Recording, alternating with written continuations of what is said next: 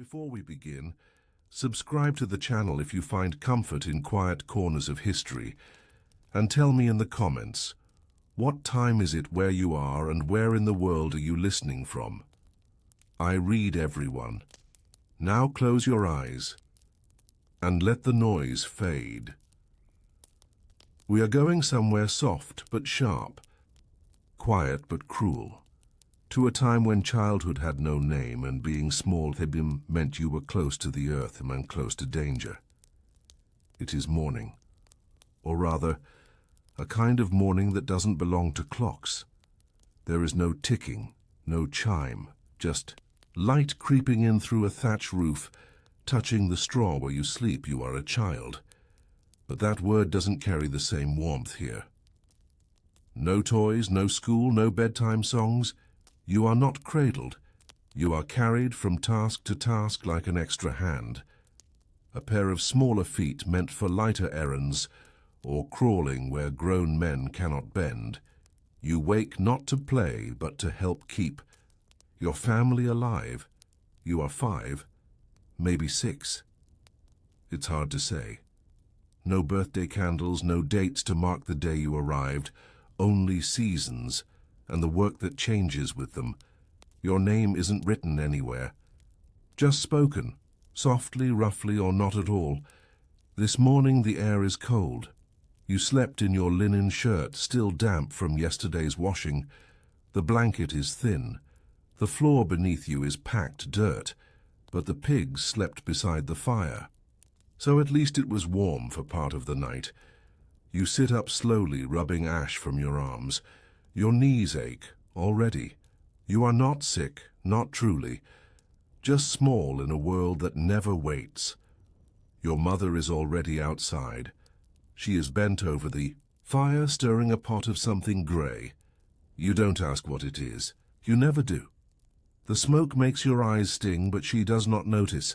She is thinking of the chickens or the rent due at Michaelmas, or the way her fingers bled yesterday when she scrubbed the Lord's linens too long in the stream. Your father is not here. He is somewhere behind the hedgerows, fixing a fence or cutting wood, or maybe he is drunk again. It doesn't matter. You are not expected to ask, you are expected to help. So you go to the corner of the hut where your shoes used to be, but they're gone. You'll go barefoot today. Again. The frost bites, but it does not kill. At least not yet. Your first task is simple. Gather eggs. But the hen is mean today. She pecks your fingers hard enough to draw blood. You don't cry. You learned long ago that tears only attract more trouble. Instead, you whisper a word you heard the blacksmith say once, a curse, though you do not know what it means. It makes you feel older. The hen flaps away. You steal the egg and tuck it inside your tunic. 1 egg. That might be your breakfast, or it might be your mother's. It depends on how tired she is, or how sick your sister sounds when she wakes up. Inside the cottage, your sister coughs. Not a small cough, a deep crackling sound that doesn't belong in such a little body. She is 3, maybe 4. She has not walked in 2 days. Your mother said it might be the damp, or the devil, or both. You sit beside her, place the egg in her hands. She is too weak to hold it, so you press her fingers gently around it. She smiles, a little, then sleeps again. You are not sad. Not in the way grown people talk about sadness. You are something else. A kind of hollow that has learned to stay quiet. A stillness that watches. You go outside again. The smoke from the fire has darkened the air. The villagers are already moving, not with energy, but with obligation. Everyone has a job. Even you today, you are sent to collect kindling. Not from the woods, that's too far, but from the edge of the path where thorns grow and older boys sometimes throw rocks just to see if you'll run. You go anyway, because warmth is not optional. Along the path, you see something in the mud. A shoe. Not yours. Too big. but better. Then nothing. You take it. Wipe it on your tunic. Slide it onto your left foot. The other stays bare. The cold creeps in through the toes, but your heel is dry, and that is something. You return with an armful of wet branches. They won't burn well, but they will burn eventually. Your mother says nothing, just takes them and adds them to the pile. Your reward is a crust of bread, hard, but bread. You chew it slowly, trying not to break another tooth. Last winter you lost one. It hurt for days. You showed your father. He said, "Good. Now you're growing." Afternoon comes like a sigh. You are sent to the well. It is not far, but the bucket is heavier now. You drag it behind you, praying it does not crack again. The last time it did, your mother wept. Not loudly. Just a single sound, like a breath that forgot to stop. At the well you see another child. He is older. He has a cut on his cheek. He spits into the dirt. You do not speak to him. He does not speak to you. Children do not play here. There is no time. When the sun begins to fall, you carry water home. Your arms shake. Your fingers go numb.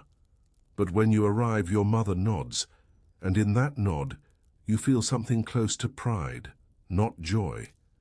Just the knowledge that you did not fail. That tonight, your sister will have a few warm drops to sip. You sleep again near the fire, wrapped in the same smoke-dusted blanket. Your mother's breath is steady. Your sister's cough is softer. You close your eyes and dream of nothing, because dreaming requires energy, and energy is for nobles, for saints, for stories. You are not in a story. You are a medieval child, and life is brutal. It is the next morning. The same air, the same low fire, the same frost on the inside of the walls. You wake up again, but it doesn't feel like waking. It feels like remembering. Your sister is quiet, too quiet. But your mother doesn't cry. She only smooths her hair back and says, "Let her sleep." She says it the same way she says the sky is grey or there's no more lard. You are sent out again, this time to the manor, not inside it. That is not for your kind. But around the back, where the steward collects scraps from the cookhouse and throws them to the hogs. Sometimes, if you are lucky, he'll throw one piece toward the children. Bread crust, apple skin, even a bone. Today he doesn't. Today he's angry about the barley harvest and kicks a boy for stepping too close. The boy stumbles. He doesn't cry. He just looks up with a face like stone. You learn that early. To turn your skin into stone.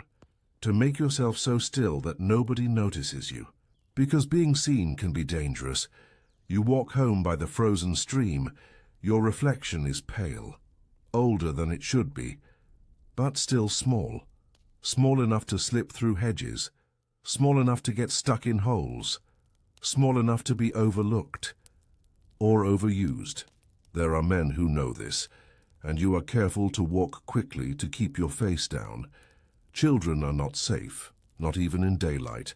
At home the blanket is folded. Your sister is not in it. You do not ask. But you notice your mother has washed her hands, and your father has not come home yet, and the air smells a little like soap, and a little like ash. You are given a job, scrubbing pots for the Reeves wife. She is large. She wears a brooch shaped like a dog. She smiles too tightly. She says, "Don't drop anything or I'll dock your mother's eggs." You nod. You do not speak. You scrub and scrub. And the hot water feels good at first. But then it stings. Your cracked knuckles, and by the third pot you wish it were cold again. But you keep going, because if you finish early she might let you lick the bowl. And today's porridge had honey. Later you carry the bowl scraps home. Your mother does not eat them. She gives them to the piglet, because it's almost Yule, and if the piglet lives, there might be meat. Meat. You can't remember the last time you had meat. You've chewed old bones, sucked on broth-soaked bread. But meat? That's a memory that belongs to rich people, or dreams. You sleep again, but this time your body trembles. Not from fear. From cold.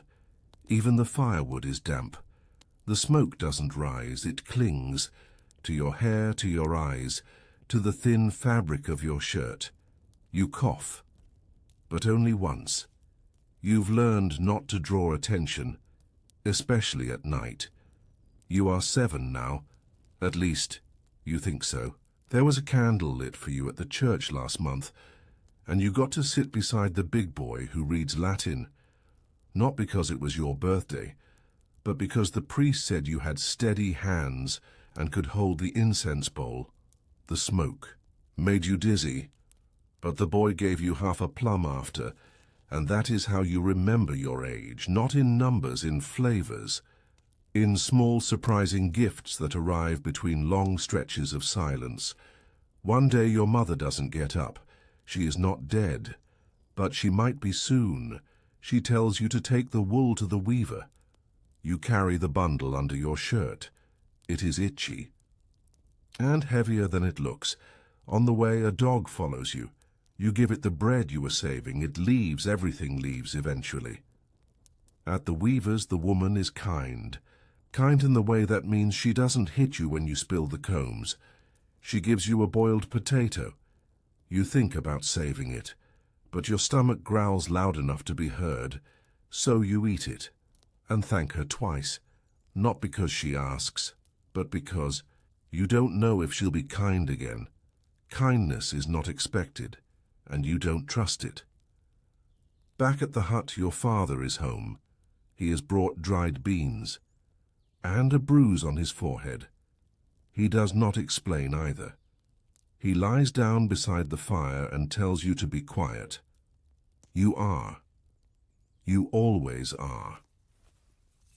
The next morning your mother is still in bed. She whispers for you to go to the chapel, to light a candle, to say a name. She doesn't say whose.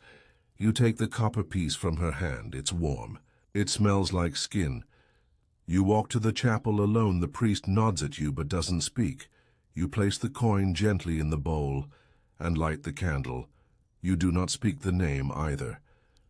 You're not sure you could say it without breaking, so you watch the flame, and in that flicker you feel something strange, not hope, not peace, but stillness. And in a world that moves too fast, that burns too hot, that forgets children are fragile, stillness is a gift. You walk home slowly. The frost has melted, the mud sticks to your feet, your hands are red, your lips cracked, but the candle still burns in your mind, and for the first time in days, your chest feels full, not with food, but with something else. You are not sure what to call it, but it keeps you upright, and for now that is enough. It's the next morning again, but it's not the kind of morning where the light gently spills in. It's the kind where cold lives inside your bones before you even open your eyes. Your shirt feels stiff, your fingers barely close, and you cough. Before you remember to stay quiet. The fire went out sometime in the night. No one stirred to tend it. Your mother still sleeps. Your father is gone. You know what that means. It means it's your turn to start the fire.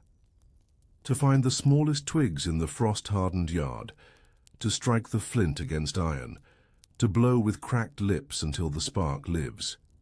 It takes you nearly an hour. Your knuckles scrape against stone. Your breath hitches and burns your throat. But finally a small flame clings to the edge of a curled leaf. You don't smile. You just sit still for a moment and in front of it, as if it were the only thing in the world that noticed you exist. The food is gone. There is no porridge, no broth, not even flour to make a paste. You remember your mother once said, if you don't eat, you'll see stars in the daytime. You think maybe today is that day, So you go out again. Because hunger doesn't go away when you ignore it. It just changes shape. You're sent to the Reeves barn, to sweep, to gather the straw for new bedding. It's warm in the barn. It smells like animals, heavy and sour, but it's better than the wind. There are chickens here and a mule who snorts at you like you're part of the hay. You sweep until your arms ache, until your back hums with heat, until the Reeves boy tosses you a crust of barley bread and tells you not to tell anyone. You don't speak, you just nod, and eat it slowly when he isn't looking. The wind outside has teeth today. It cuts through your shirt like you were naked. Your legs are red, the skin on your ears stings, but you walk carefully, carrying a bucket of muddy straw for the old woman down the road who promised a piece of cheese. Her house is dark. She doesn't speak. She just grunts when you knock, snatches the bucket and shuts the door. You wait, then knock again. The door opens. A sliver of cheese is shoved into your hand. She says, "That's all. Now go." And you do. But not before. You whisper, "Thank you," though the door is already shut. You carry the cheese home like treasure, holding it under your arm, feeling the salt stick to your wrist. Your mother is sitting up, barely. She takes the cheese from your hand and breaks it in half, gives you one piece, keeps the other, then smiles with cracked lips, not because things are better, but because you came back and not everyone does. That night the wind slips through the walls.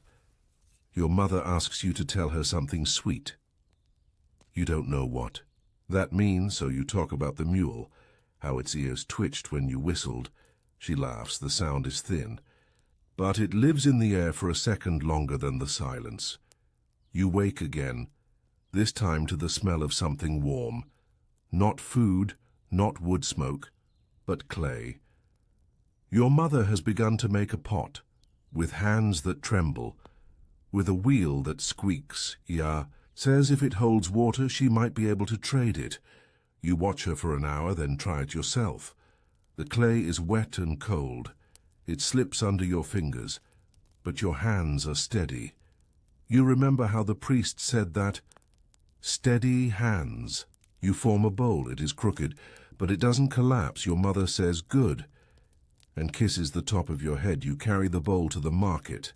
It's not really a market, just a muddy stretch of path with baskets and barrels. You hold the bowl out in front of you. A woman with a baby on her back takes it. She gives you a heel of rye bread in exchange. It has mold on one side. You tear that off before you eat. Still, it's food, and your stomach quiets.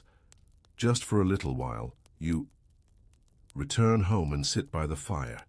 Your mother is sleeping again. Her face looks thinner. Her fingers folded over one another like twigs in a bundle. You want to ask her something, about the stars or the saints, or what she dreamed when she was your age, but you don't. Instead, you whisper a song, just a piece of one, a tune that Reeves' wife hums when she thinks no one's listening. Your mother's breath stays steady. You let the tune carry you into the dark. The next morning, the snow arrives, not flakes, slabs, like torn linen from the sky. Everything is covered, and cold no longer lives in the air. It becomes the air. Your breath makes clouds. Your fingertips burn. Your nose stays red all day, but still, you work. You carry buckets. You drag sticks. You patch the roof with rags and prayers, because that's what life is here. A long series of quiet tasks that no one thanks you for, but everyone depends on. Your father doesn't come home for 2 nights. When he does, he smells of drink and smoke. He says nothing, just drops a bag of barley and lies down. Your mother stirs, whispers something you don't hear.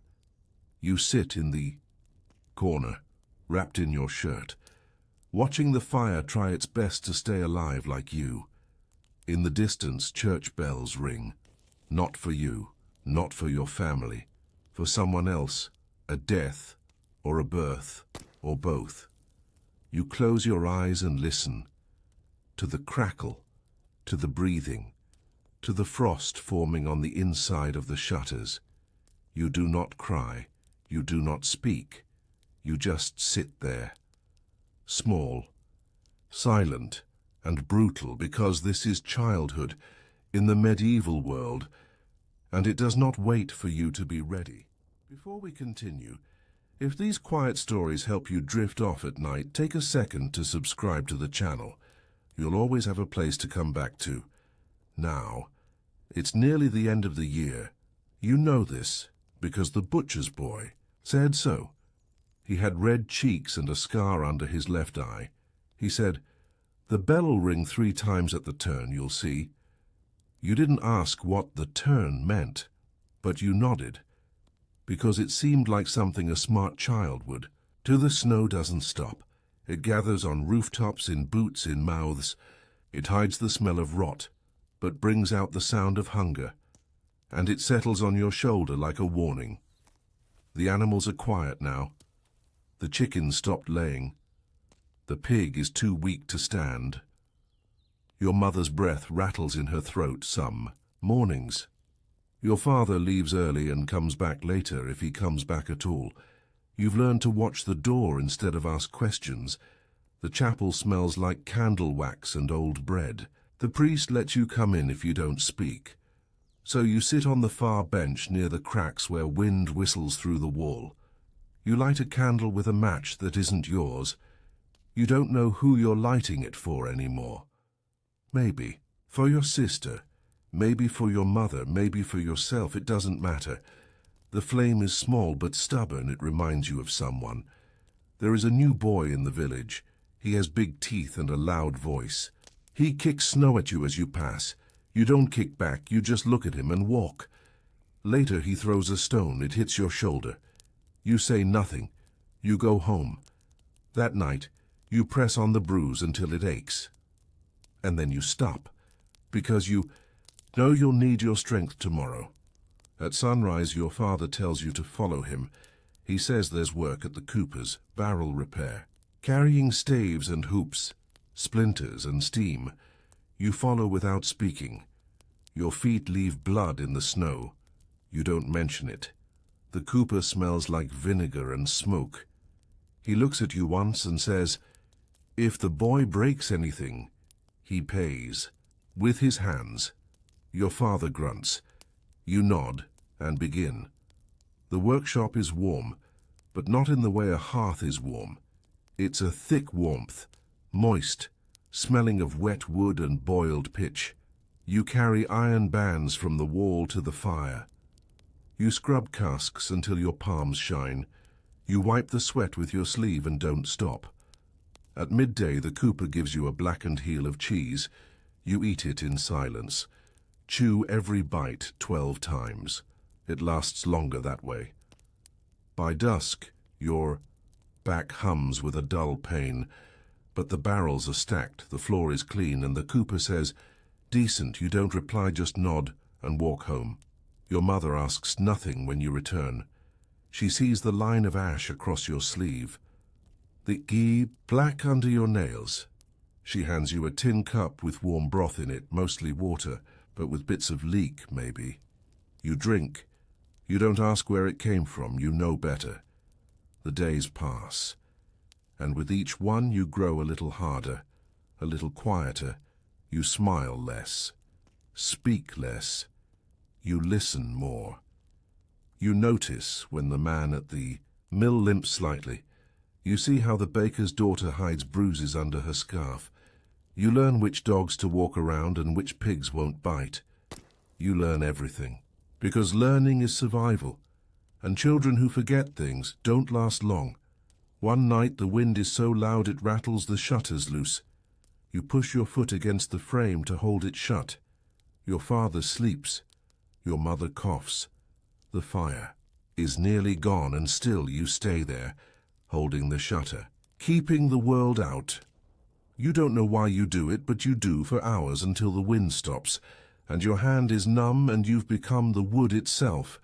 There is a traveller in the village. He has a red cloak and a grey beard. He gives coins to the priest, and speaks with words you don't understand, but he sees you just once from across the square, and he nods, not in greeting, but in recognition, like he knows what this place does, what you've had to become, and then he walks away. You dream that night not of warmth, or bread, or your sister, but of standing alone in a dark field with snow rising all around, and a light, faint and golden, in the distance.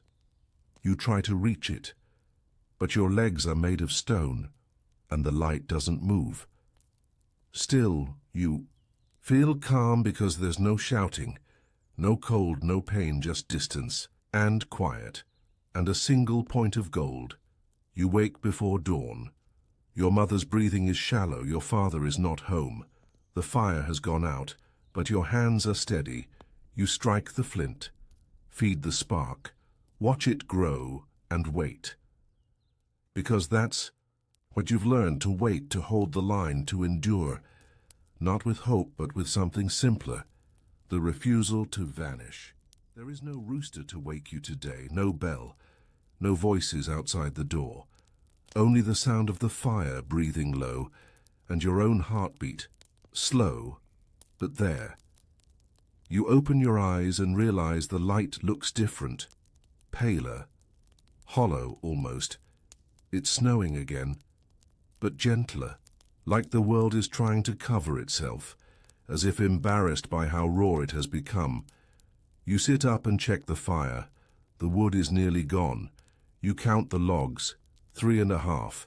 Enough for tonight if you ration, not enough for tomorrow. You pull your boots on, still damp from yesterday, and tie them with a frayed bit of cord. Your father hasn't come back. Your mother opens one eye and says nothing. Today is not a working day, not officially. It's a holy day. Or maybe the day before one. You're never quite sure. But that means people are home, and that means you can trade. So you walk to the far side of the village, to the place where the ground rises and the fences are straighter, where the Reeves' wife sometimes buys things no one else needs. You bring a carved spoon. You spent 3 nights making it, not because you like carving, but because the boy who drowned last spring used to, and he made good ones. You remembered how he did it, and you tried. The spoon is light, slightly curved, smooth on one side, rough on the other. It's not beautiful, but it fits in your palm like it belongs there. The Reeves' wife doesn't open the door, her daughter does. She looks at the spoon, looks at you, then shrugs. A moment later, she returns with half a candle and a small linen sack. The sack has dried beans and a single apple. Wrinkled but real. You thank her. She doesn't hear it. She's already shut the door. The path home feels longer than usual. Your feet drag. Your eyes sting. Not from sadness, from wind, from light, from something nameless. You pass the old well, the one that froze last winter. You remember how they found a rat in it come spring. How the priest said it was a sign. You don't believe in signs anymore, just cold and coin and hunger. Your mother tries to smile when she sees the apple. You cut it in 3. She eats slowly, savors each bite like it's more than what it is, then wraps the linen sack for later. You eat your piece by the fire. The skin is tough, the inside dry. Still, it's fruit.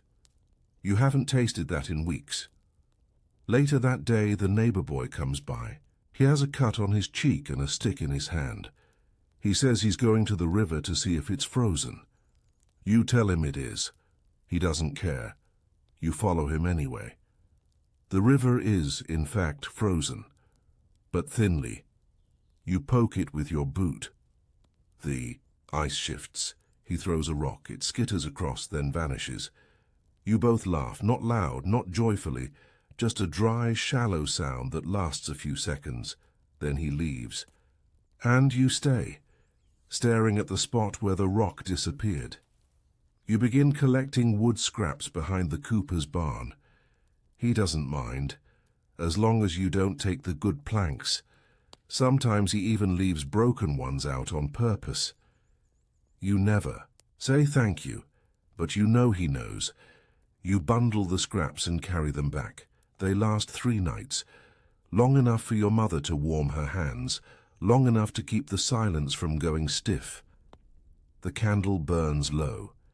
The beans are cooked and your mother is asleep. You sit near the hearth and watch the flame flatten. You think of the spoon and the boy who carved it. You try to remember his voice, but you can't, only the shape of his hands. The next morning your father returns. He has blood on his coat and a rabbit in his hand. He doesn't explain, just tosses it on the table and says, "Skin it, you've never skinned anything before." But you nod, you find the knife, dull but serviceable, and begin. The fur peels slowly. The smell is sharp. The meat cold and stiff. But you do it. You finish. And your father nods. Not kindly. Not cruelly. Just like someone who notices a task complete. That night, you eat stew. Real stew. With meat and salt.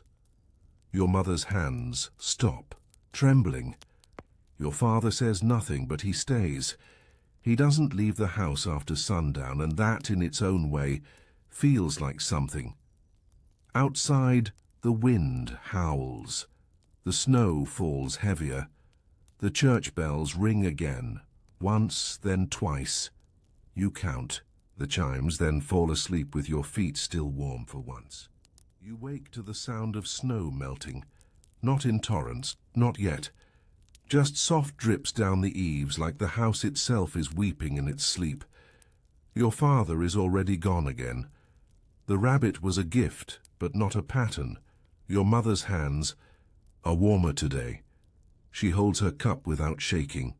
You don't say anything, she doesn't either, but her eyes meet yours, and that feels like something rare and tender.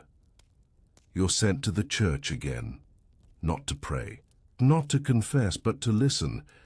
The priest is reading from a scroll. He doesn't look up when you enter.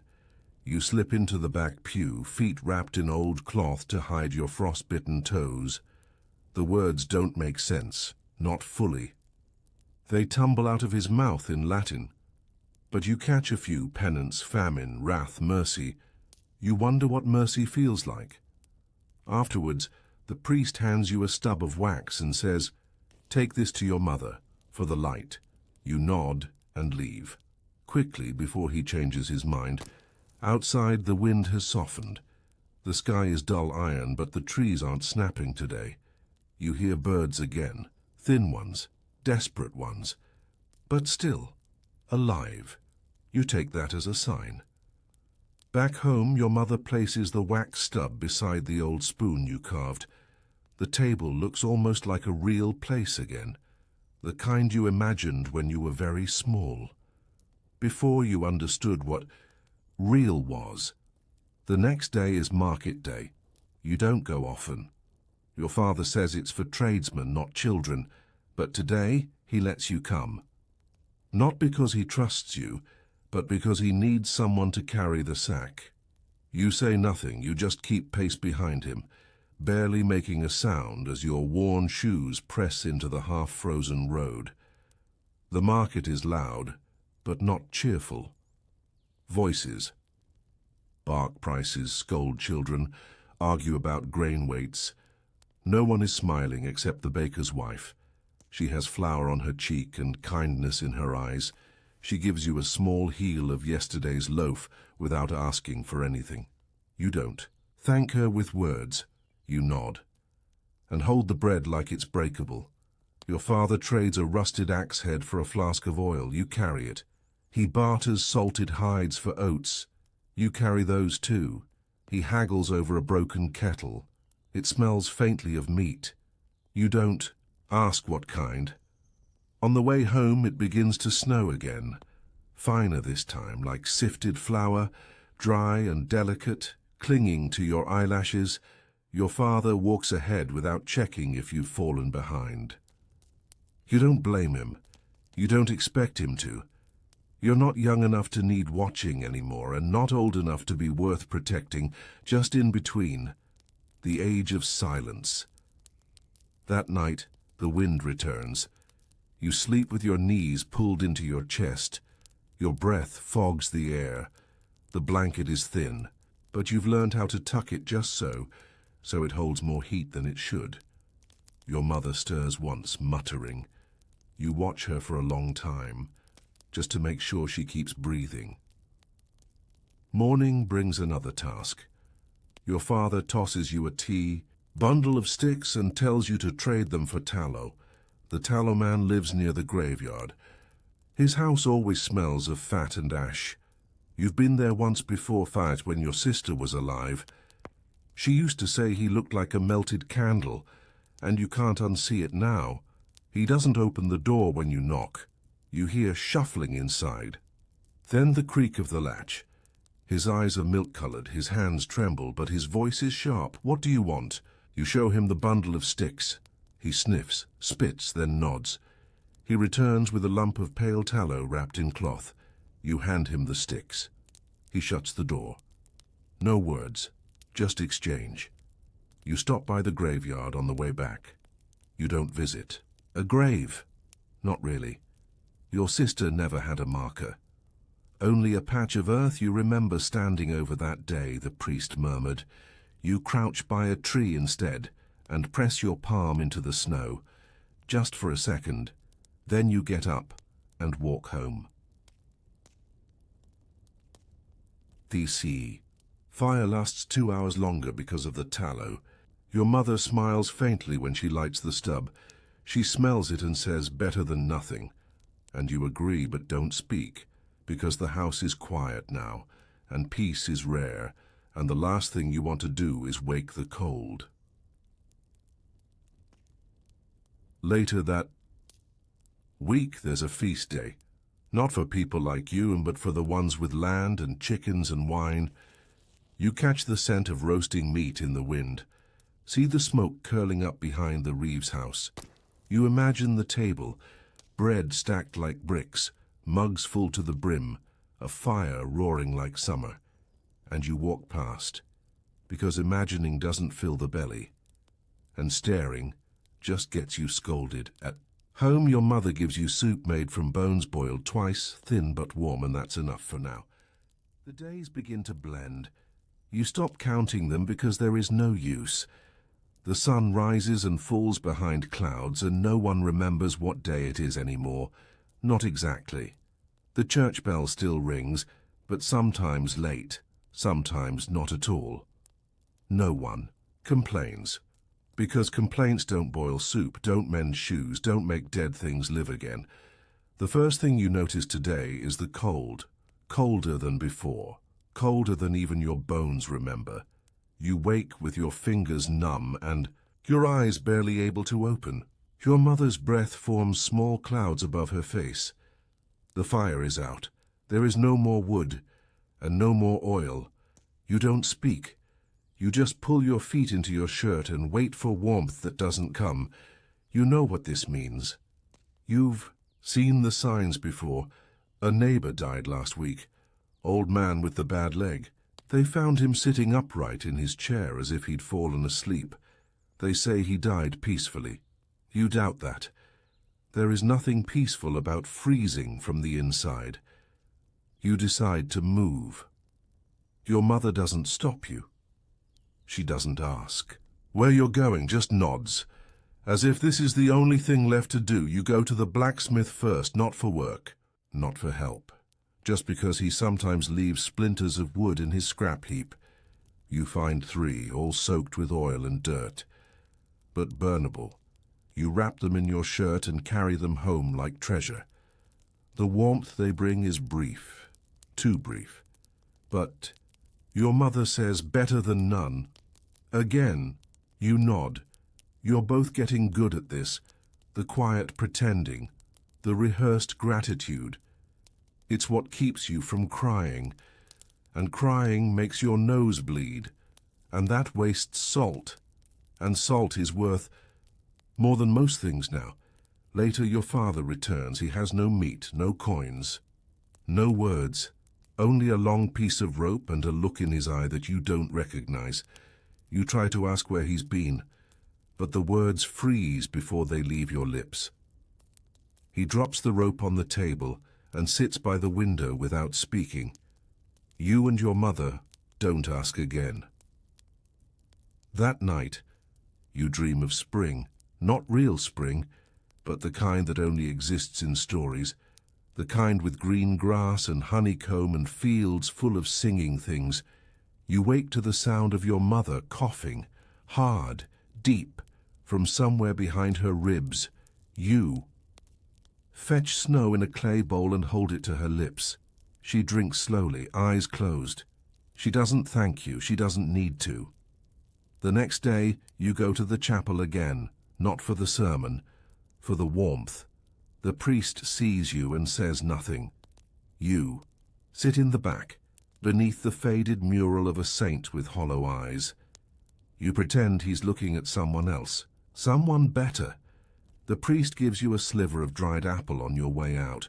You chew it slowly, make it last.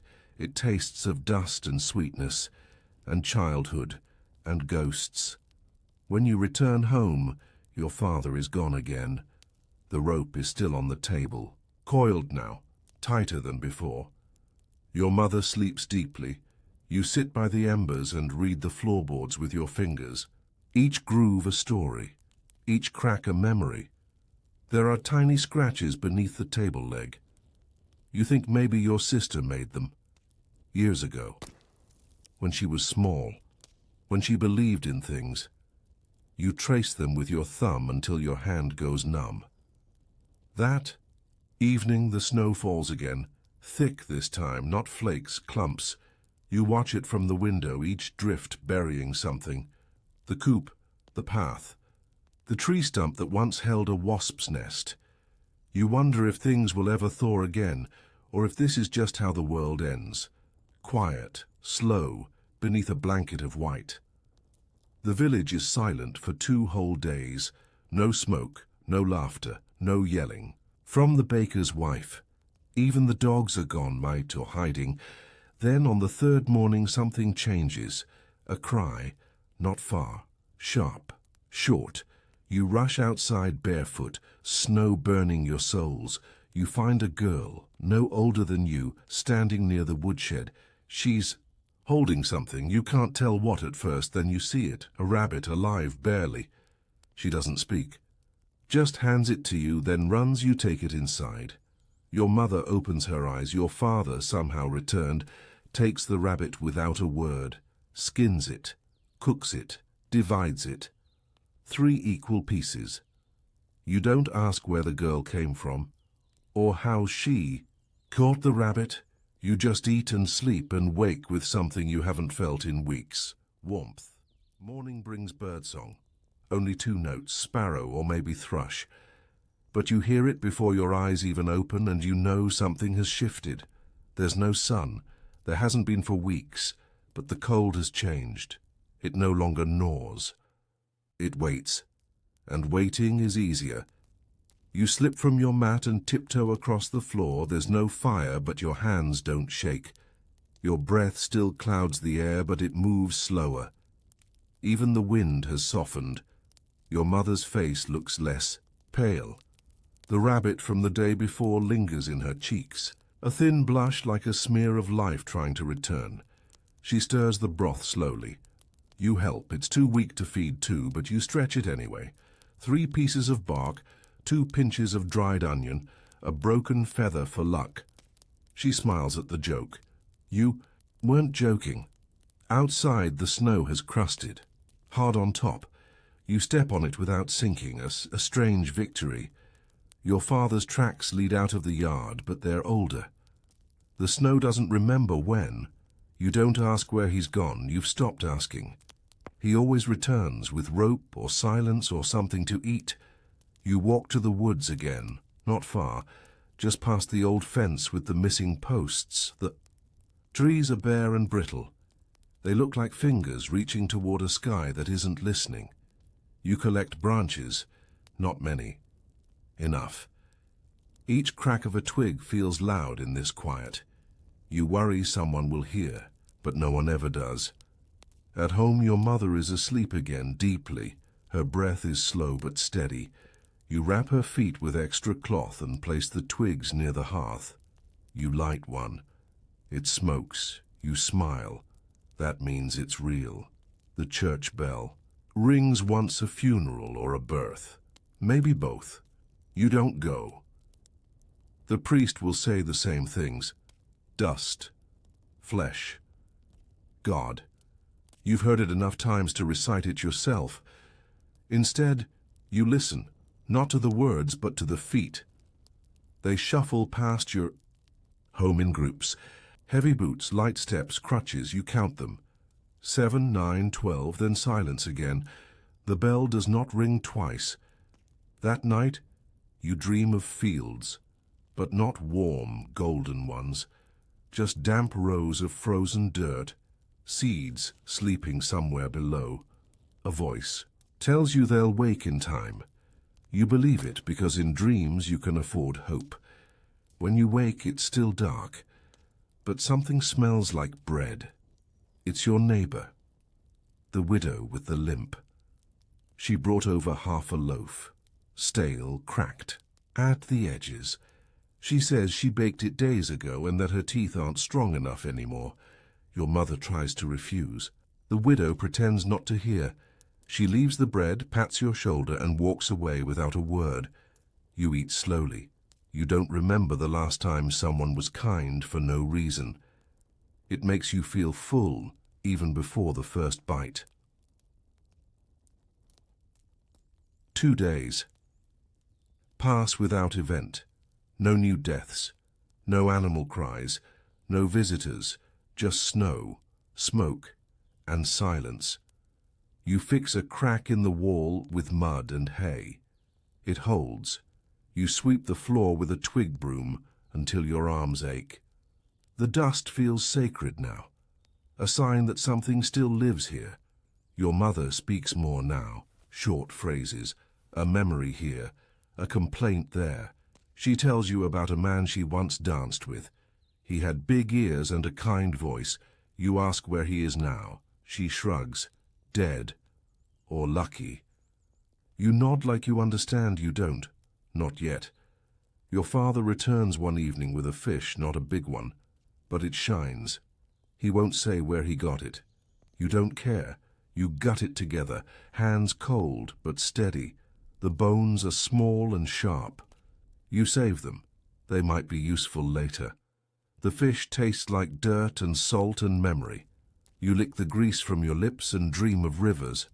A week passes, or maybe more. Time is soft now, like old bread. It bends instead of breaking. You stop measuring. Days. You measure warmth instead. How many hours the fire lasted. How long your mother slept. How often you saw your breath. One morning, the snow melts, just a little. A puddle forms near the gate, brown and ugly. But it reflects the sky. And that's something. You crouch by it, stare at your own face, thinner, older, but yours, still here, still watching. The puddle freezes again that night, but thinner this time. You can break it with a fingertip. It makes a sound like a sigh when it cracks, soft, brittle, apologetic. You don't know why that comforts you, but it does. You wake before the sun, not because someone stirred, but because something inside you shifted. A sense, a thread pulling you up from sleep. The fire has gone out, but the cold is not bitter. Not yet. You check on your mother. She's curled in the same position as yesterday, breathing steadily. Her hair is matted now, but warm against your hand. You press your forehead to hers for a moment, a small trade of heat, as if the gesture could hold her here longer. You step outside. The sky is washed in grey, that peculiar tone before snowfall or miracle.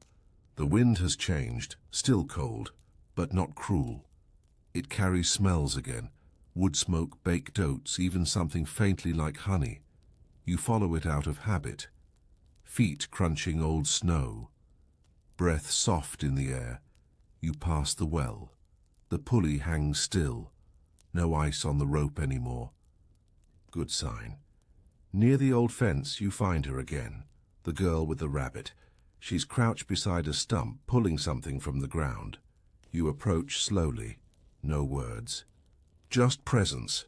She glances up, nods, then holds out a handful of greens. Bitter root. Your stomach turns with hope. You kneel beside her. Together, you dig quietly. 2 hands, then 4, then numb fingers warmed by purpose. When the pouch is full, she ties it shut with a red thread. A scrap from something that once mattered.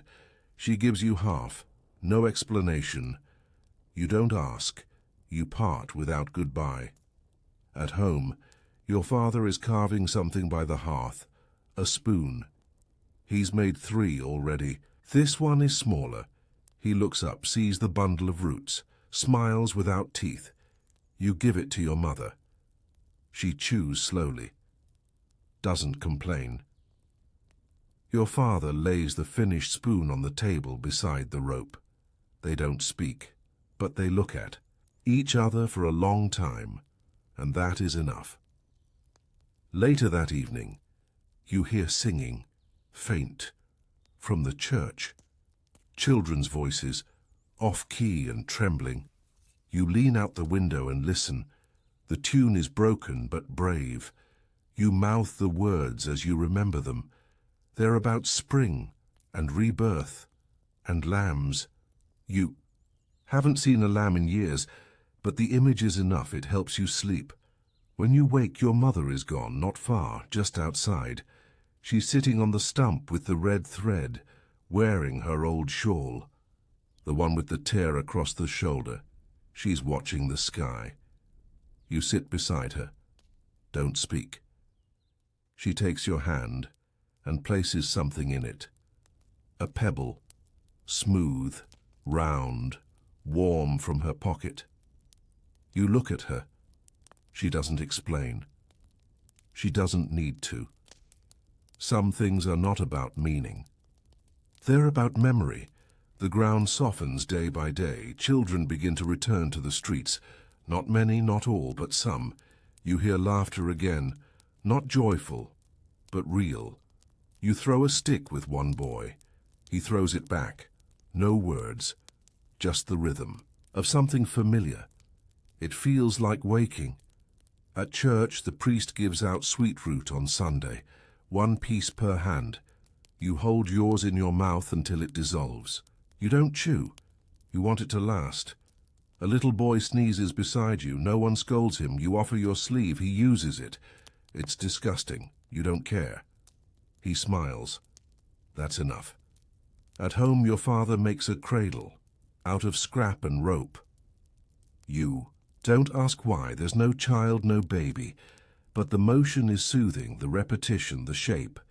Your mother hums sometimes now, old songs, wordless tunes. You hum with her. It helps her remember. It helps you forget. A man down the road builds a fence from bone, pig, dog, fox. It looks like a warning. Or a prayer. You don't ask. People do what they must to stay visible to the gods. You stack rocks in a circle outside your door. You don't know why, but it feels necessary. The snow is gone now. Just patches in the shade. Mud has returned, slippery, brown and honest. You slip twice carrying water. Your father laughs once. It surprises you both. Your mother claps her hands softly, not because you fell, but because she remembers the sound of laughter. At the edge of the woods, green things begin to poke through, stubborn, thin, alive. You and the rabbit girl gather them together. She still doesn't speak much, but her eyes look brighter. You share a handful of young clover, bitter, perfect. That night you burn the last of the old rope. Your father nods as you do it, not because it's needed, but because it means something else now. Something done.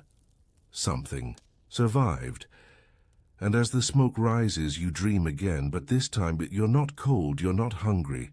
You're just standing in the sun, barefoot, watching the frost melt from the edge of a wooden spoon you carved yourself. You don't smile, but you feel it. Somewhere deep spring has come, and so have you. There was a time you thought spring would never come, and now as the mud thickens and the wind turns soft, you realize it didn't come all at once. It came the way most things do in this world, quietly, without asking your permission and without fixing anything. But it came. You wake with a familiar ache in your joints, but it's not the cold anymore. It's the dampness of thawed earth, the pull of work returning, the slow stretching of a world that's been asleep too long. You hear the hens again, not many, but one cluck, maybe two. You tiptoe outside barefoot. The soil clings to your heels. Can't you feel worms beneath the skin of the land writhing in celebration? Your father is already up, stacking old thatch from the shed roof into bundles. He mutters about mending. You offer to help. He shrugs, but when you bring the string and step stool, he nods toward the ladder. That's as close to thank you as he ever gets. You climb. And together, wordlessly, you patch the roof. It leaks anyway, but there's a certain pride in even failed repairs. You've learned that nothing ever stays fixed in your world, only temporarily less broken. And that's enough. Your mother walks. Today. Not far, but far enough to make you cry when she returns. She went to see the widow, the one with the limp and the kind bread. She returns with a small cloth bundle, dried lavender, a comb, and an onion. It might as well be gold. You smell the lavender for an hour, then again before sleep. You sleep deeper that night than you have in moons. A cart rolls by the next day. You run outside. Two men with long arms and cracked knuckles offer dried plums for a feather, or for nails, or for a story. You tell them about the girl with the rabbit. They give you a single plum. It tastes like summer used to feel, like warmth without threat, like freedom. You don't chew it all at once. You suck it slowly. You don't want it to end. The school reopens the following. Week not the way it used to be. Not with benches or chalk or that heavy book no one was allowed to touch, but Father Dunrick sets a stone out in front of the old church and asks the children to sit. Just one lesson a week. He asks you all to name things you've never seen, but have heard of. Mountains, someone says. Mermaids, says another. Apples, someone whispers. You say, parchment. The priest raises an eyebrow. He tells you about vellum, ink, the scratch of quills, how letters carry time between them. You don't fully understand, but you listen like it's a fire, and you're cold again. The girl with the rabbit. Her name.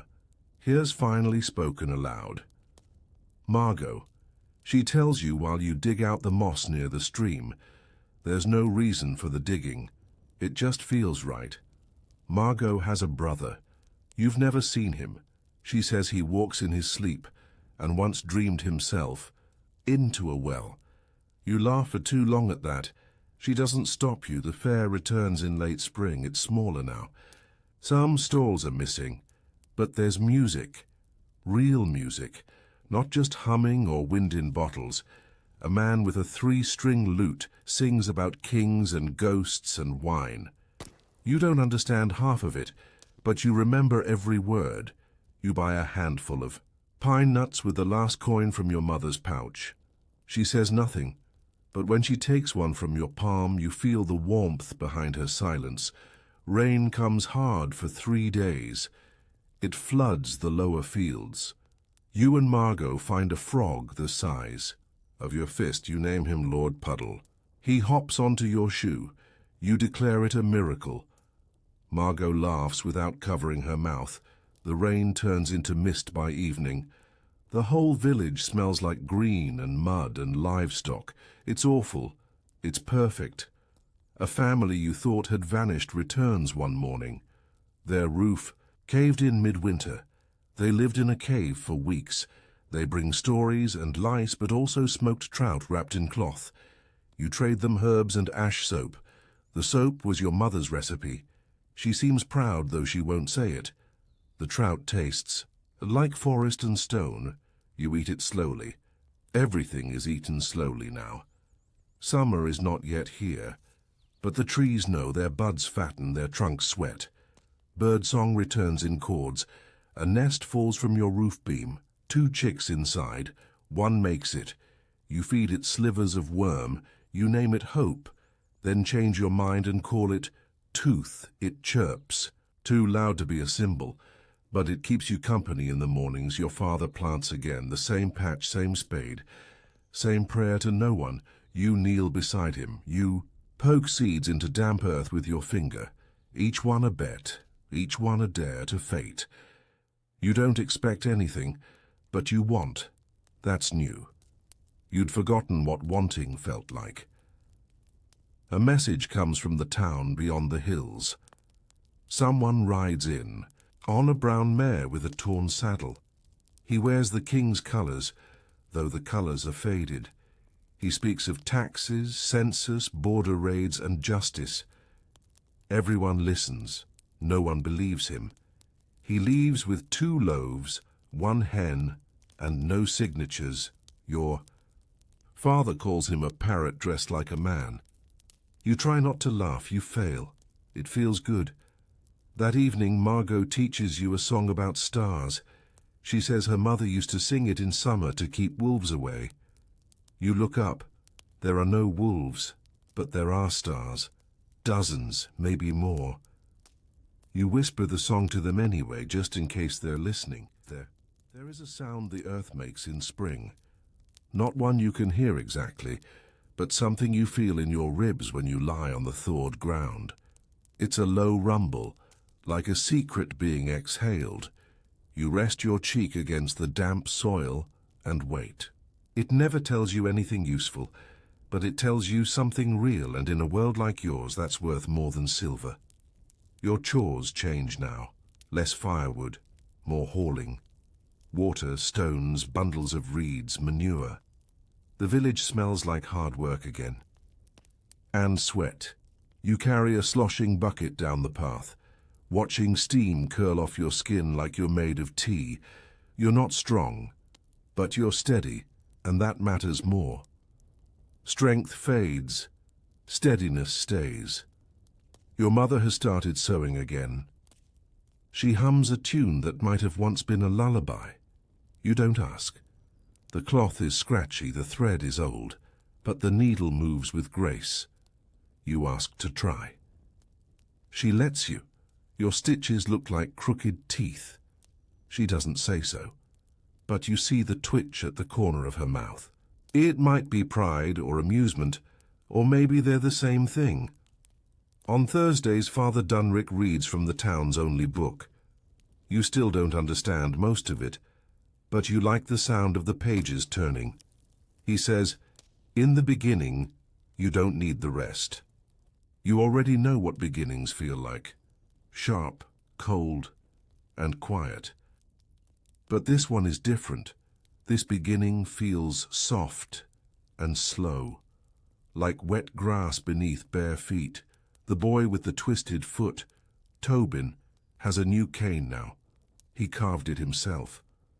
It's not straight, not polished, but it keeps him upright. You walk with him sometimes. He talks a lot about clouds, what they look like, where they might be going. Today, he says, "That one looks like a sheep chasing a king." You squint. You don't see it, but you nod. That's friendship. A tooth falls out while you're chewing pine bark. It's not your first, but this one is back near the molars. You spit it into your palm. It looks like a pebble with secrets. You bury it under the fire pit, not for luck, just so it doesn't follow you. Your mother notices your lisp. She makes you soft mash for supper. No words exchanged, just kindness folded into food. The traveling glassmaker returns. His beard is longer now, his eyes cloudier, but he blows a perfect sphere of blue. It catches the sun and holds it like a heartbeat. You watch it for 10 full breaths. He gives it to a girl with no hair and one arm. She laughs. The entire village stops to hear it. That laugh sounds like bells or rain or both. You want to cry, you don't. But you want to. Margot finds an injured hawk. She keeps it in a wooden box beside her fire, feeds it liver and quiet. It stares at you like it knows your name. You don't try to touch it. She names it Ruin, not because it's broken, but because that's how it landed. Hard, fast, uninvited. She thinks it might fly again. You don't say what you're thinking. Sometimes silence is a kind of mercy. The river overflows for a day. You're told not to go near it, so of course you go. It roars like a beast, but it also sings. Margot says rivers remember things. You ask what they remember, she shrugs. Everything people try to forget. You watch the current together, two children on the edge of memory, trying not to become one. The moon comes full and fat. Your mother leaves an offering beneath the ash tree. A crust of bread, a bent comb, and a single violet. You ask why. She says, "So the past doesn't eat the future." You nod like you understand. You don't. But you will. One day. Your father catches a fox in the snare meant for hares. It's small, scarred, shaking. He lets it go. You ask why. He says, "Because it looked at me like it knew who I was." Then he sharpens the snare. No one talks about the contradiction. You just store it away. Another quiet rule of life. Margot and you climb the old watchtower. It's forbidden, cracked, haunted maybe, but the view is worth it. You see the world bend at the edge. Fields like patchwork, smoke rising in tiny threads, a church no one uses anymore. She points to a flock of birds, tiny black commas in the sky. "Do you think they have names?" she asks. You say, "Yes, then maybe, then I hope not." She smiles like she's writing that answer into a book only she can read. At night, thunder rolls. You count between flash and crash. 6 seconds, then 4, then 2. The storm sits directly on your roof. You lie awake, feeling it press through the beams into your bones. Your father snores. Your mother sings softly. It's the song from when you were sick. You thought she'd forgotten. But nothing is truly forgotten here, just buried beneath other needs. By morning the storm is gone, but the sky smells like metal and something has shifted, not in the air. In you, you feel taller, not in body, just in being, like something inside you has decided to stay. You don't mention it. But when you pass the mirror shard in the corner, you stop. You don't look better, just older, and it suits you. The next time you see Margot, she's walking alone. No rabbit, no hawk. You ask if she's okay. She nods, but her eyes are storm clouds. You offer her a piece of apple you stole from the priest's pantry. She takes it. You sit on the old stump, chew in silence. She leans her head on your shoulder. For once, you don't feel small. You just feel here. The mornings are louder now. Birds don't wait for light. Carts rattle earlier, and even the dogs bark like they've remembered their jobs. But inside your bones, the world still moves slow. You wake with the smell of earth in your hair and the whisper of dreams you can't quite name. There was a river in your sleep, not the village stream. A wider one. It sang in a language you nearly understood. and you wonder if maybe rivers really do remember things. Your mother is making soap again. She hums the same three-note tune over and over. The lye burns her hands, but she doesn't stop. You help where you can, stirring with the wooden rod, wrapping the cakes in scraps of linen, stacking them in rows beneath the table. They smell like ashes and lavender, like warmth after sorrow. She gives you one to keep. You carry it like a relic. The old man in the south hut, Corbin, dies on a Wednesday. No one is surprised. He hadn't spoken in weeks, but his goat had stayed beside him, and when the goat bleats alone that morning, everyone knows. You help dig the hole. The ground gives way easily, wet and soft. It doesn't feel like death, it feels like sleep, a heavy kind. You place a sprig of mint in his hand before the sheet folds closed. No one told you to, but it felt right. Margot stopped speaking for 3 days. You think maybe the hawk died, or worse, flew away. On the 4th day, she knocks on your door at dusk. No words, just a candle stub in her hand. You follow her to the creek. You sit. You wait. She finally says, "I don't know if I want to grow up." You nod. That's all you can do. She lights the candle, places it on a little boat made of twigs and wool. It floats, barely. You both watch it until the flame is gone. She doesn't cry. Neither do you. But your chests feel hollow in the same way, like her drum waiting for thunder.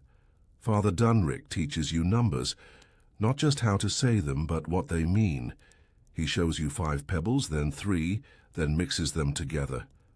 "How many now?" he asks. You count, then count again. 8, you whisper. He smiles like you've said a prayer. It feels strange, like you've done something powerful, and no one noticed but him. You carry the number in your pocket all day. 8, like a small secret or a spell. The woman who weaves baskets, Ella, gives you one to keep. It's lopsided. A little damp, but it holds things. You put in a feather, a piece of blue string, a button with no hole, and a bead shaped like an eye. Your mother calls it junk. You call it treasure. That's how names work here. Same thing, different meaning. There's talk of wolves near the orchard path. You're not afraid, not anymore. You've seen harder things. Wolves are just teeth and hunger. So is winter. So is grief. You still walk that path. Margot comes too. She carries a long stick and hums softly. It's the tune her mother used to sing. For the stars and for the wolves. You don't ask her to stop. A traveling monk visits the village. He brings with him a scroll wrapped in oilskin, and eyes like someone who's seen too much. He tells stories. Not the kind you understand, but the kind that feel important. He speaks of cities with walls made of marble, of ships with sails like wings, of a library so large it caught fire from its own knowledge. You sit still as bone as his voice wraps around your ribs. You don't remember all the words, just how they made you feel, like the world was bigger than your field, your hut, your pain. And maybe that mattered, maybe it didn't. The crops begin to sprout, tiny green tongues licking the light. You're told not to step on them. You try not to, but sometimes you do, and you say sorry each time, just in case they're listening. Margot teaches you how to tie knots. You pretend you already knew. She sees through it. You both laugh. It's a clumsy, breathy kind of joy, like the laughter has to fight its way out. But it gets there. Eventually the midwife's daughter is with child. She's only 14. You don't understand how. You're not supposed to. But the way people talk around it makes you uneasy, like there's a shadow in the room no one wants to name. You ask your mother and she just says some things come too soon. You don't ask again. You light a candle and sit with it for a while. You don't know who it's for. but it feels necessary. You dream of fire, not the scary kind, not the house-burning kind, but a fire that dances in a circle and sings without words. It's warm, not hot. It tells you something you forget upon waking, but your fingers feel different, like you've held something holy or dangerous, maybe both. A dog is born behind the tannery, 5 pups. One doesn't make it. The rest squeal and squirm in the straw. You visit every day. You name them after shapes: dot, curl, line, smudge. You try not to get attached. You fail. Your mother tells you, don't love what can't stay. But everything here leaves and you still love it. So what then, you don't ask? Some questions are just walls, built to keep you from knowing too much. At twilight, Margot shows you a trick with shadows. She makes a bird with her hands. You try. Yours. Looks like a potato. She laughs so hard she snorts. You try again. Still a potato, but a flying one. You both agree it's good enough. You watch the shadows flap on the cottage wall until they blur with the dark, and somehow that feels like progress. The year has rounded a corner again. You can feel it in the way the wind no longer bites but brushes gently like a memory. The village wakes slower. People linger by doors, talk longer at wells.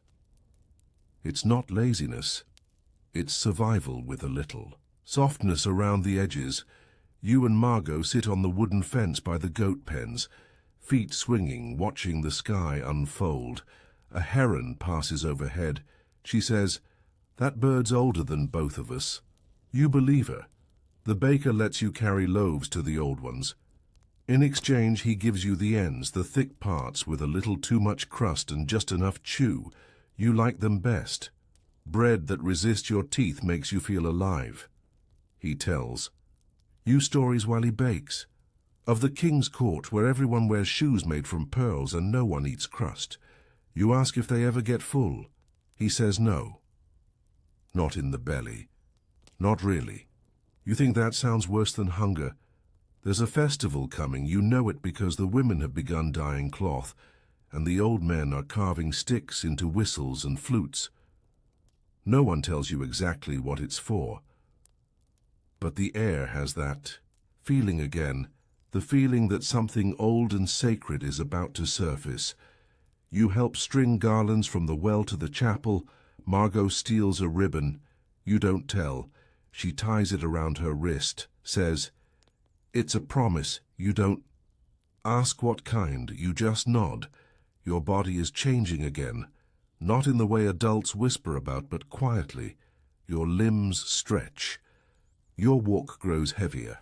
Your back remembers labor without complaint. One morning you wake with calluses on your palms you don't remember earning. You press them to your cheeks. They smell like wood smoke and iron. You smile. It's small. But it's yours. Margot tries to mend her own tunic. You offer to help. Your stitches are better now, still crooked, but with purpose, like roads built before maps.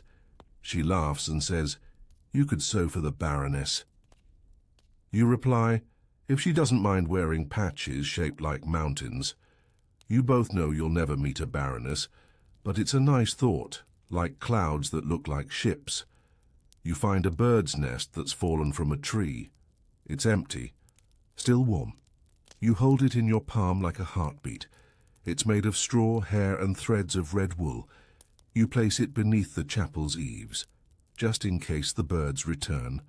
Hope is a quiet thing, but it sits heavy, like a stone in your pocket. The traveling knife sharpener comes through. His cart sings with metal. You watch him work. His fingers move like water. His eyes never blink. He sharpens your father's sickle, tells you, "A dull blade makes more ghosts than a sharp one." You remember that, even if you don't understand it yet. A boy from another village visits. He smells like river clay and speaks in half words. You don't trust him. Margot does. She shows him the path behind the tannery, the one that leads to the hollow tree. You follow at a distance. Jealousy is new for you. It tastes like iron. You spit. He leaves the next day. Margot says nothing, but she doesn't smile for a while. You say something funny on purpose. She laughs. Eventually, you both pretend it was enough. One night your father shows you how to read the stars, not with names, just patterns. That one looks like a claw, he says. That one's a cartwheel. You nod, not because you see it, but because you want to. He puts a hand on your shoulder. It's rough, but warm.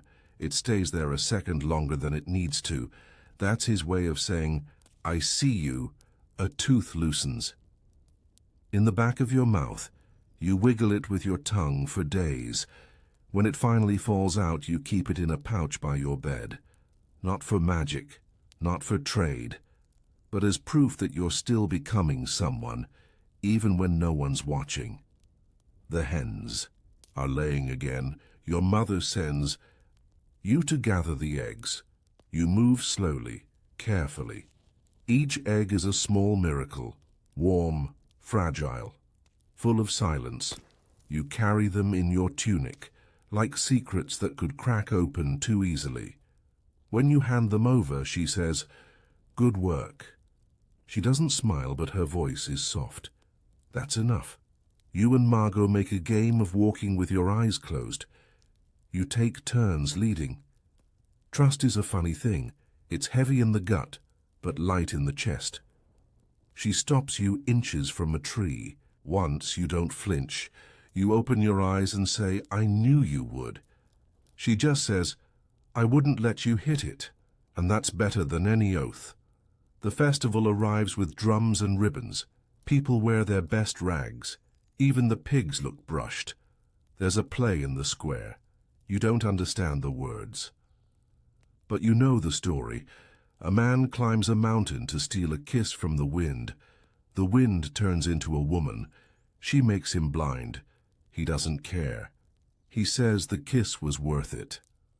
Margot squeezes your hand during that part. You squeeze back, and neither of you says a word. That night, the stars feel lower. You lie in the grass and listen to the silence between heartbeats. The fire in the distance crackles. Someone is singing, a soft, low hum. You don't know who, but you hum too, because that's what you do when you don't want the night to end. The day begins with stillness, not the peaceful kind, the kind that warns you something has shifted. No birds, no dogs, just the soft creak of beams in the roof and the weight of breath too loud in your chest. You dress slowly. The wool is scratchy. The laces are stiff, but your fingers are steady. You step outside. The sky is pale, like it hasn't decided what it wants to be. Margot is already by the well. Her braid is fraying and her sleeves are rolled up. She nods. You nod back. No words, there's work to do. The village gathers for a burial. A child. Not one you knew well. But the weight still presses. He was 2 winters old. They say it was fever. You think it was something older than that. Something no one could name. You carry a small sprig of thyme. Margot carries nothing. The priest says the usual words, but they float like dust. There, but not grounding. You watch the mother. She stares at the sky like she's looking for something. That left too fast. You wonder if grief ever ages, or if it always feels brand new. After, you help clear stones from the barley field. Your hands blister, but you don't stop. Pain feels useful today. The sun doesn't rise so much as it presses down. Everything smells of soil and sweat. A beetle crawls across your boot. You let it pass. Even. The smallest life deserves to continue. You think the priest might say that's heresy. You think the beetle would disagree. In the afternoon, Margot teaches you how to twist straw into rope. Her hands move like they've done it 1,000 times. Yours fumble, then catch on. The rhythm is calming. Pull, twist, tuck. She says, "This is what we leave behind, you know. Rope, cloth, bread." You nod, then say, "And stories." She smiles without turning, says, "Especially stories." A merchant's cart breaks a wheel near the village. You're sent to help. The man is tired, sunburned, and angry.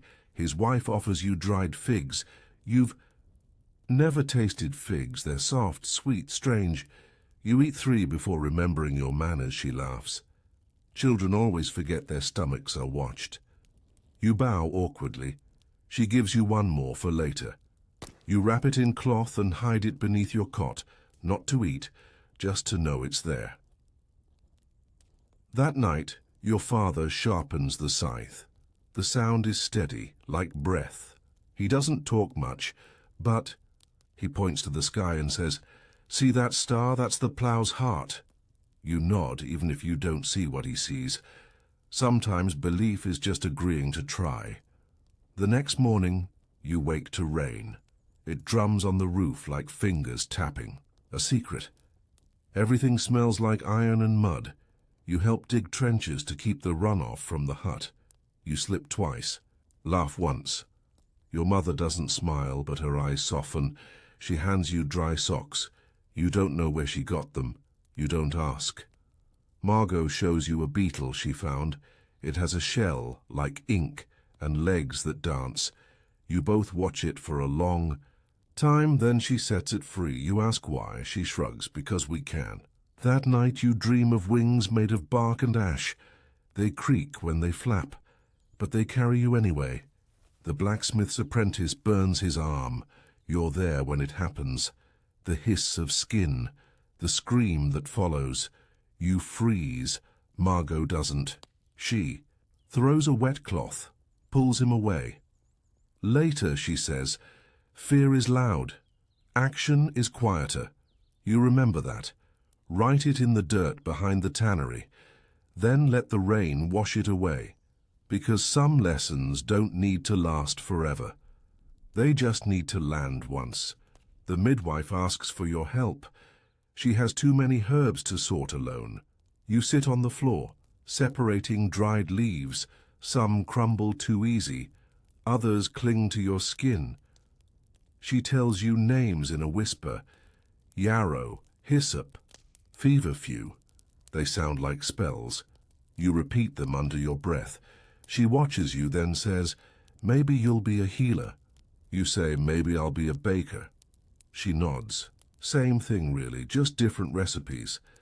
A dog limps into the village. Nobody knows where it came from. It has a torn ear and sad eyes. You feed it a crust. Margot wraps its paw with cloth. You name it One Ear. It stays 3 days, then vanishes. No goodbye. Just a warm spot in the hay where it slept. You keep the cloth. And sometimes you press it to your cheek. The older boys teach you how to throw stones with precision. They aim at fence posts, at old tin, bowls, at nothing in particular. You hit your mark once, feel proud, then guilty. Margot doesn't join. She says, "Why master a thing that only breaks?" You don't answer, but you stop throwing. Your hands itch less after that. The schoolmaster visits. He brings chalk and slates. You're allowed to write your name, 1 letter at a time. It feels like carving your breath into stone. You spell it wrong, twice. But he doesn't scold, just says, "Everyone starts crooked." You etch it again. And this time it feels like yours. Later, you and Margot sit on the chapel steps. She's humming again, the same tune as always, the one that doesn't end.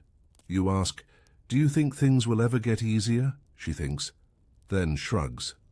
Maybe. But maybe we get stronger.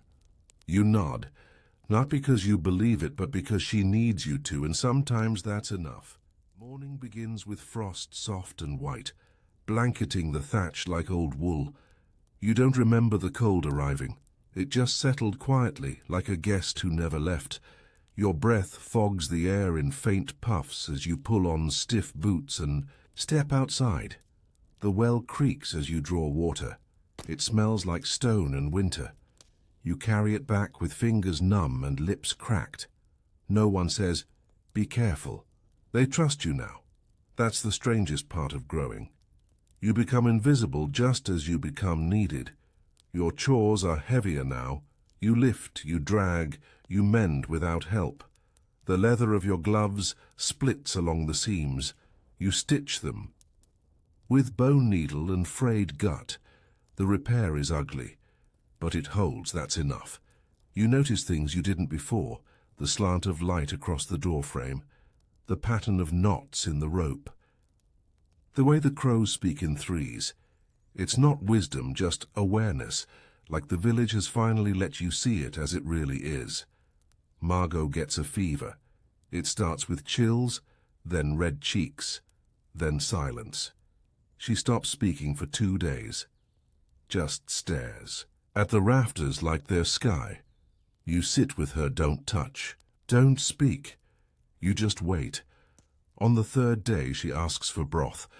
You nearly cry, but you don't, because children in this world learn to hold their tears like coins, spent only when no one is looking. Your father doesn't come home one night. He returns the next, limping, arm slung in cloth. A pig cart rolled wrong. He says, "It's nothing." But you see the wince when he bends. You see the shadow behind his eyes. That's the worst part of injury, not the pain, but how it lingers in every quiet moment after. You help him eat. He doesn't say thank you, but his silence is soft, and that's close enough. The chapel bells ring at midday, not for mass, but for warning. A rider from the next village brings news. Bandits on the road again, the mill torched, 3 missing. You listen from the corner. No one says it directly, but eyes scan the woods. Doors are barred tighter that night, even the wind feels watchful. You sleep with a stick by your bed. Not because you could fight, but because having something to hold makes fear feel smaller. A woman gives birth in the tannery. Not a place for children. But no time for better. The cry echoes against leather and salt. You're told to fetch clean cloth. You run without thinking. When you return, the baby is already breathing. Red, small, angry, alive. You hand the cloth without words. Later you think, even in a place that smells of blood and rot, new life can start. That should be hopeful. But it's mostly terrifying. Margot is better now, but quieter. You walk together near the orchard ruins, where no trees grow anymore. She stops by a stone-shaped, vaguely like a chair sits, then says, "I think I saw death." You ask what it looked like. She shrugs. Like fog, but with eyes. You sit beside her. Neither of you says anything more. Some things don't need answers. They just need to be said aloud. A scribe passes through. He wears blue robes and carries a pouch of quills. He writes names for coin and spells for whispers.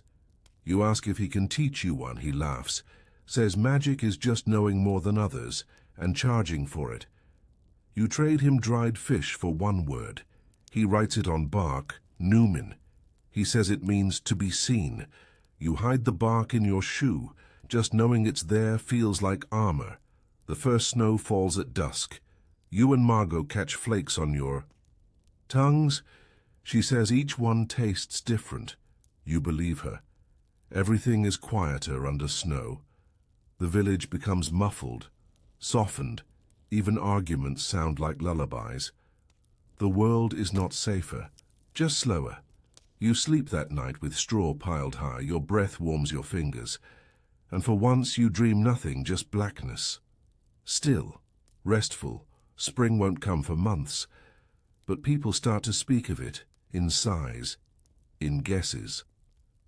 In the way their hands hover near the earth like they miss touching green things. You think of last spring. You were shorter. Your voice was lighter, and you hadn't yet buried anything with a name. Now you carry small griefs like pebbles in your boot. Forget they're there until you walk too far, but still you walk, a tooth falls out. This time you don't keep it. You toss it into the river. Watch the ripples take it. You whisper, keep growing, not to the tooth, but to yourself. You're not sure what you mean by it, but it feels like a spell, and maybe that's enough. Margot braids your hair, laughing when she pulls too tight. You tell her she'll be a great torturer. She says she'll be a priestess instead. You both know neither will happen. But dreams cost nothing here, and sometimes pretending is how the soul stretches. You sit like that for an hour. The braid comes undone before nightfall, but it was never about the braid. It was about the moment. You walk the boundary of the village, one morning, just to feel the shape of it, the place that raised you, hurt you, held you. The fields are bare, but they breathe. The huts lean, but they endure. The well creaks, but it still gives. You touch the fence post and whisper, thank you. To what? You don't know, but everything hears. By firelight, your mother sings, a song you've heard since birth.